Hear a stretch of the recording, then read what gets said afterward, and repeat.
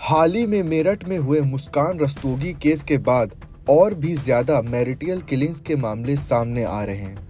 सौरभ और मुस्कान के केस में जहां मुस्कान ने अपने लवर के साथ मिलकर अपने पति को मौत के घाट उतार दिया था, तो वहीं अब बेंगलुरु से भी एक ऐसा ही चौंकाने वाला मामला सामने आया है, जहां एक पत्नी ने अपने पति की हत्या कर दी। हैरानी की बात यह है कि उसने अपनी मां के साथ मिलकर इस वारदात को अंजाम दिया। शातिर पत्नी ने क्राइम शो देखकर हत्या की साजिश रची थी और एक ऐसी कहानी बताई कि हत्या का शक किसी बाहरी व्यक्ति पर जाए। आइए जानते हैं क्या है पूरा मामला। बेंगलुरु का रहने वाला लोकनाथ सिंह 37 साल की उम्र का आदमी, जो कि एक रियल एस्टेट एजेंट था और लोन सलाहकार था, जो कि एक सीक्रेट रिलेशनशिप में था अपनी शादी के 2 साल पहले से 19 साल की यशस्विनी सिंह के साथ। फिर बाद में दिसंबर 2024 में दोनों यशस्विनी और लोकनाथ कुनिगल में शादी कर लेते हैं।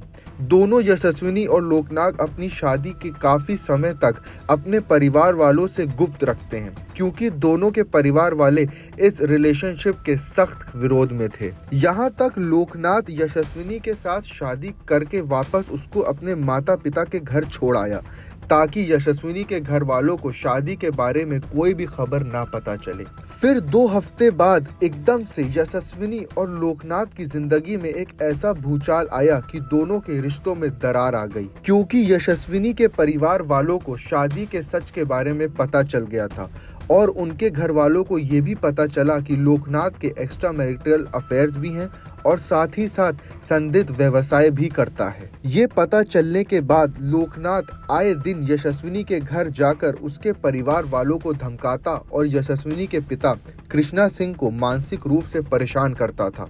यहाँ तक लोकनाथ यशस्विनी को ब्लैकमेल करता था और उसे रोज फिजिकल होने की डिमांड्स भी करता था। यशस्विनी पहले से ही बहुत परेशान थी, लेकिन जब लोकनाथ ने उसे कहा कि वह अपनी मां को उसके साथ शारीरिक संबंध बनाने के लिए मनाए, तो वह बर्दाश्त नहीं कर पाई और इसके बाद वो उसको छोड़कर अपने माता पिता के घर वापस चली आई। पुलिस ने बताया तभी माँ बेटी ने मिलकर इस अत्याचार को खत्म करने का फैसला किया और उनको लगा कि लोकनाथ से छुटकारा पाने का यही एकमात्र तरीका है।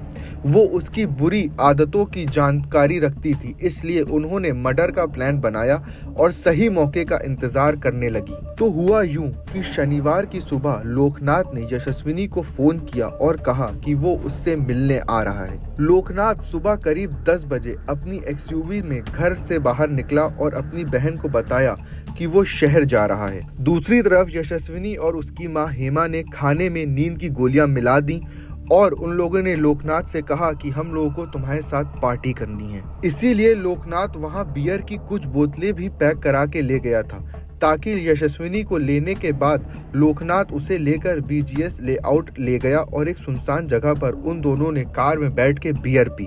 जब लोकनाथ नशे में हो गया तो यशस्विनी ने उसे नींद की गोलियां मिला हुआ खाना खिला दिया। लोकनाथ के बेहोशी की हालत में होते ही यशस्विनी ने अपनी मां को अपनी लोकेशन भेज दी और हेमा चाकू लेकर आई और उसने उसकी गर्दन पर 2 बार वार किया। लोकनाथ घबरा गया और भागने की कोशिश की। लोकनाथ 150 मीटर तक दौड़ा और एक खड़ी ऑटो रिक्शा में छिपने की कोशिश की।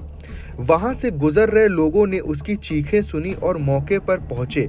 उन्होंने उसे मरा हुआ पाया और पुलिस को खबर दी, मगर दोनों महिलाओं का प्लान था कि वो उसे कार में मरा छोड़कर चली जाएंगी और दुश्मनी में हत्या का मामला बताकर बच निकलेंगी। Deputy commissioner of police Saidul Adawat ने बताया कि दोनों महिलाओं को हिरासत में ले लिया गया है। आगे की पूछताछ में यह भी पता चला है कि पहले से ही लोकनाथ धोखाधड़ी के एक मामले में बेंगलुरु CBC की जांच के दायरे में था। पुलिस कमिश्नर ने आगे मीडिया को यह भी बताया कि 22 मार्च को शाम लगभग 5:30 बजे पुलिस को आपातकालीन नंबर से 112 के एक संकटपूर्ण कॉल मिली। पूछने पर उन्होंने लोकनाथ का शव एक कार के अंदर पाया, जो एक अलग इलाके में खड़ी थी। लोकनाथ का गला काट दिया गया था। ब्यूरो रिपोर्ट, क्राइम तक।